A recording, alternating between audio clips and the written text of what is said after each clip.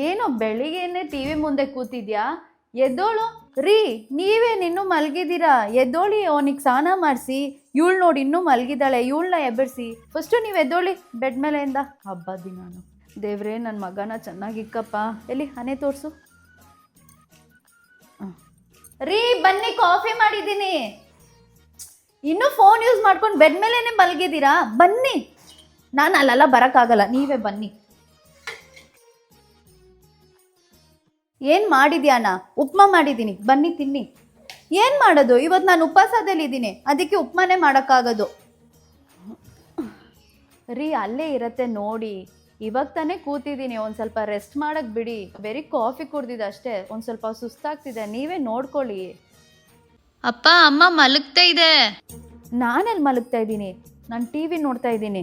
ಉಪವಾಸ ದಿನ ಮಲಗಬಾರ್ದು, ಗೊತ್ತಾ? ನಿಮಗೆ ಹುಡ್ಕ ಕಷ್ಟ ನೋಡಿ, ಇಲ್ಲೇ ಇಕ್ಕಿದ್ದೀನಿ. ನನ್ನ ಹತ್ರ ಕಿರ್ಚಕ್ಕೆಲ್ಲ ಹೋಗ್ಬೇಡಿ. ನಾನು ಇವತ್ತು ಉಪವಾಸದಲ್ಲಿ ಇದ್ದೀನಿ. ನಾನು ನಿಮ್ಮ ಹತ್ರ ಜಗಳ ಮಾಡಿದ್ದಲ್ಲಿ ಮೂಡಲಿಲ್ಲ. ಹೋಗಿ.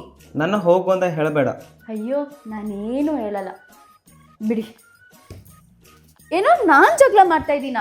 ಇವತ್ತು ನಾನು ಉಪವಾಸ ಇರೋದು ನನಗೆ ಒಳ್ಳೇದಾಗಬೇಕಂತ ಅಲ್ಲ, ನಮ್ಮ ಮಕ್ಕಳಿಗೆ ನಿಮಗೆ ಒಳ್ಳೇದಾಗಲಿ ಅಂತ. ಯಾರು ನನ್ನ ಬಗ್ಗೆ ಅರ್ಥನೇ ಮಾಡ್ಕೊಳ್ಳಲ್ಲ ಅಂತಾರೆ.